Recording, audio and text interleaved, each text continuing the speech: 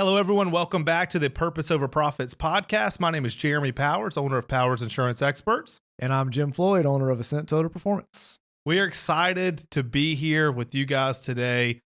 After our last podcast with Alex, we really had a topic that came to mind, and I'll let you elaborate a little bit more on this as you give them. Yeah, so I think, one of the things that really stuck out to me when we were talking with Alex was he made the comment of why do we fall?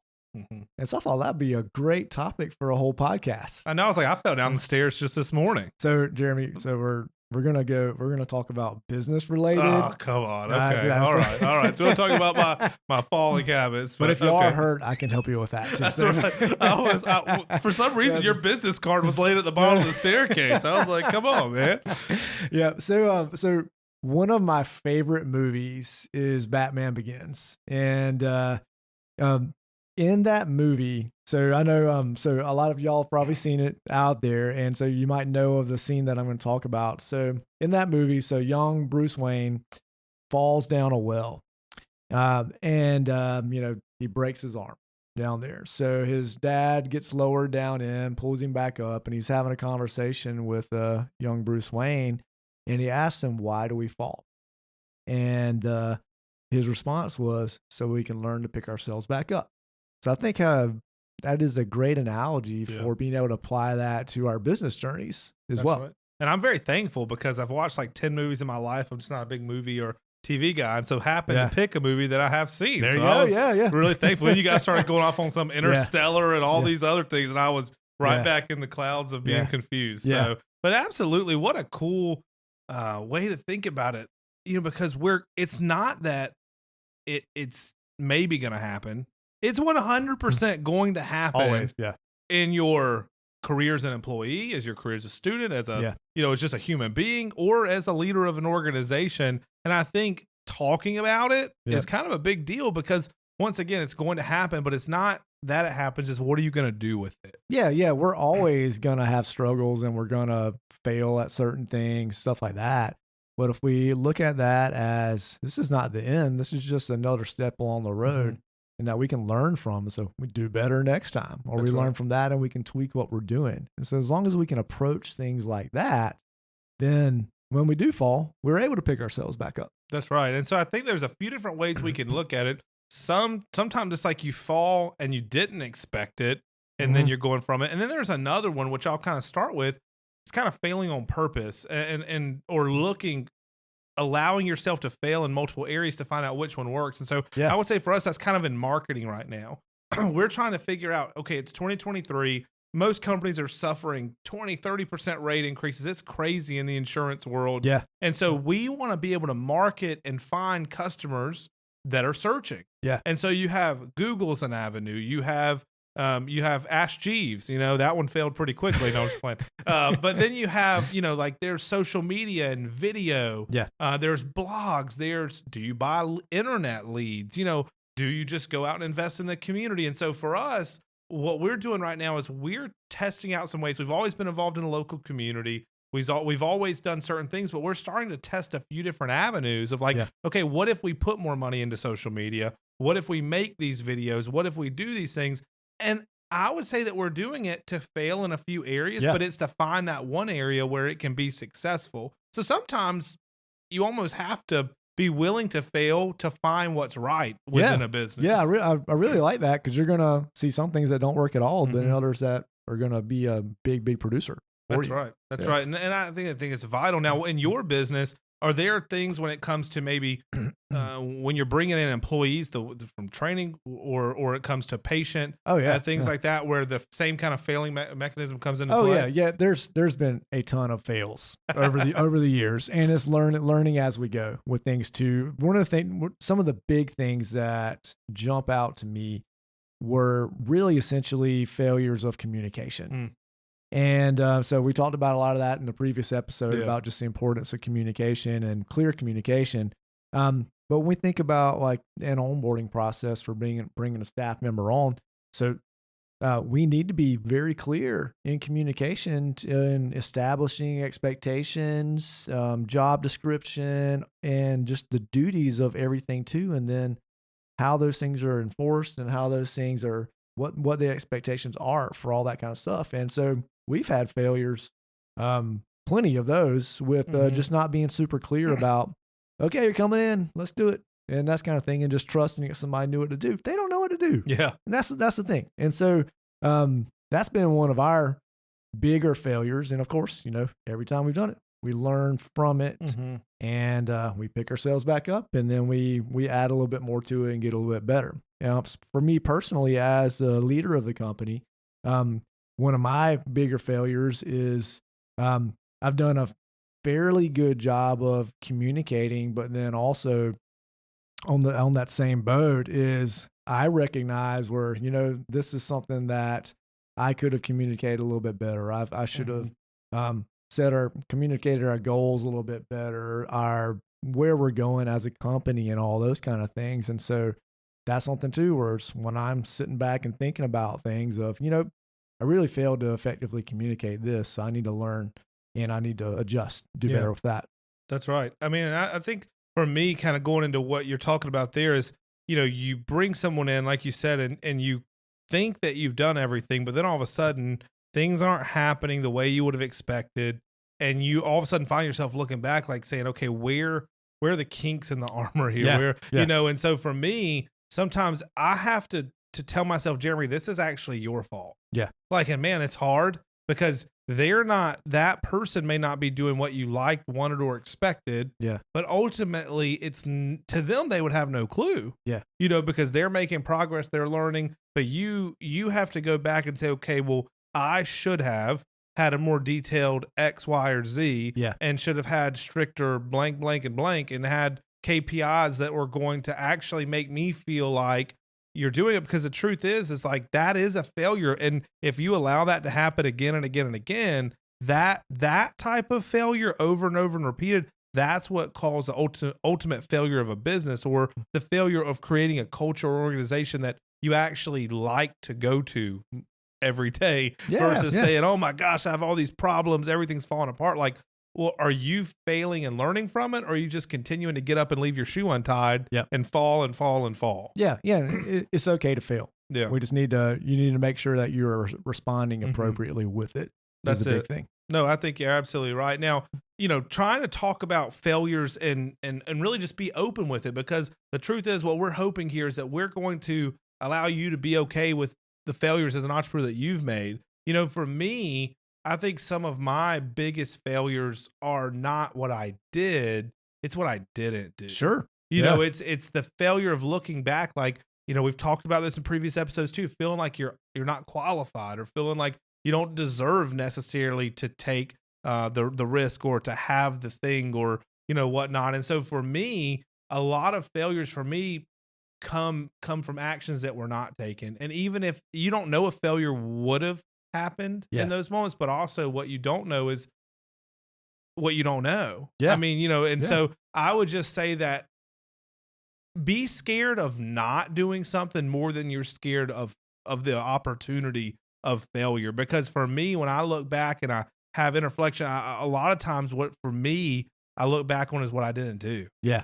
So I want to ask you, so when you look back on those things, how do you feel about that? Regret. Yeah. Mm-hmm. Okay. Absolutely. Is that something of where it's like, I'm pissed, I'm not going to do that again, kind of thing? Kind of thing. I feel like it's more of a, like, whenever I'm struggling to make a decision, I think about the decisions I didn't make, and I tell myself, you can't sit null and void. Like you either have to decide that it's a no or it's a yes. You can't sit on undecision. Yeah. And so I think that, once again, it's trying to use that as fuel and help leverage me making a mistake. Yeah. Or, but it's the action. I don't get mad at myself anymore when we do something wrong. Yeah. Because we can correct it. Yes. I get mad at myself for not doing anything at all. Yeah. That's exactly where I wanted us to go with that, because we need to use that, those previous experiences as fuel to inform our decisions as we go too. And so we're always going to fail. We need to pick ourselves back up. You can tell I really like that quote. Oh yeah. Oh yeah. I mean, it's, and I think it's key. And it's, we're such a content driven world. And so when you have those those things and those moments that story is such a beautiful thing when there's words and there's action and it's that story and it sticks in your mind. And man, what a beautiful image or of a story that is life. Yeah. I mean, we're going to fail, and you know, it's having a father figure, someone that's willing to ask you tough questions, you know, someone that's willing to make you think. Yeah. And I think it's absolutely incredible that there are those nuggets, because we think about in a world where it's everything's trying to suck something from you. Here's this one, like, you know, apple that had something that's you know, it's got nutritional value, and you're going to take it in. And so I love that you keep going back to it. And ultimately, like for me personally, you know, a lot of those failures come, I'll speak about it, and we're going to talk about this when we kind of have our 6-month review. But when I opened the business, I decided, you know what? My bank account just went to an income level of this. Yeah. There might be a little bit of money in there for the time being, but who cares about my body? Who cares about the work? I was working out every day for like 3 years up to that point in time. I said, I'm going to take a break from that because I have to focus on my business. And to me, that was ultimately a humongous fail. Yeah. Because if I am now, you know, on a journey of trying to get back to where I was, but I could have done both. I chose to limit myself and believe that I had to give everything to one thing. Yeah, I had yeah. to leave something else behind. And to me, that was a failure of believing in myself that I was able to accomplish all that I had tasked to be. And I ultimately let the enemy win in that moment to believe that I needed to completely unplug who I was and try to create something anew, and just have that fear factor, I guess you would say. So for me, once again, it's the lack of doing what is best for me most often is the biggest failures that I come back to. Yeah, and I really appreciate your vulnerability with that too, and I really agree with that. I think if you polled almost everybody out there, it's usually those things that we regret not making this choice, or we regret not doing that, or taking advantage of that kind of thing. And I know for me, usually that's been the reason for not doing something, was there was some level of insecurity with something, or just not enough confidence that, you know what, this is going to be, or just not having that perspective to be able to appreciate that in that moment. Yeah, this is a tough decision. Your insecurities are pulling on you and all that stuff, but still being able to do it. So that's where, I mean, everybody's got that stuff, but I think it's just reps with getting through it and just learning each time. Absolutely. And I think you would agree. This really just came to me. If it's not instant gratification, that doesn't mean that it's failure. Oh gosh. You know, and I want to elaborate a little bit more on that, because we live in a world where if I want something to eat right now, I can drive down the road and I can have it in my and if the Chick-fil-A line takes 3 minutes instead of 1, I'm like, what the heck's going on here? Because I've been so preconditioned to believe that they're fast and everything's perfect and everything's right. You know, but I think the struggle sometimes that we get into is that if I can't see it now, then I failed. Yeah. And so I know that's something you're smiling already. Let's talk a little bit about that. So I'm just thinking about something. So like today, I'm going on my statement from a couple episodes back about like I need to post more on social media. So I've started doing these Monday messages things, and that's something I've been doing with my company for a long time. But I was like, you know, maybe I'll just put them on there. So I put them on there. I put it up this morning. Like nobody's looking at social media at 8:00 in the morning except for me, I guess. But so I put it up there, and I've got like on the Instagram reel 5 or 6 likes. So I have to really check myself, because I look at that and I was like, well, I guess nobody wanted to see what I wanted to say. And I was like, dude, it's like I've been up there for 30 minutes and I'm already like, so yeah, It's scary. I think we're conditioned now, because we have all this information that's readily accessible. We do a search, we can order food, get it immediately, so all these things are so accessible now that it's really hard to focus on the long game with things. So what are some of the decisions that we're making now, how much they're going to affect? It might not make a big difference now, so we might consider that a fail, but what is this doing for us for a year from now, 5 years from now? That's right. I mean, it's just, to me, there's 2 quotes that I always tell myself: Rome wasn't built in a day. Yep. And then a journey of 1,000 miles starts with 1 step. Yeah. You know, those are 2, they're hard to hear. Yeah. I think maybe 100 years ago, they weren't as hard to hear, because it was like, well, there's a journey. We've always got this, like, you want to go from here to there. That's a 6-month journey. Yeah. You know what I mean? We don't live in journeys anymore. I mean, think about it. If I were to go, why I don't watch television is because something like The Office or like The Blacklist, well, I'll watch one episode and then all of a sudden I'm like, oh man, you got any more of that? And guess what? All I have to do is click there and hit binge. Next thing I know, it's 5 a.m. I haven't been to sleep. I've got bloodshot eyes coming to the office the next day. Then we're also not as funny as The Office was on television. And so I'm just finding myself like, man, but we live in a world where you want the next episode. Sure. Yeah. It's right there in front of you. You want this, you want that, you want this, you want that. Man, it's scary.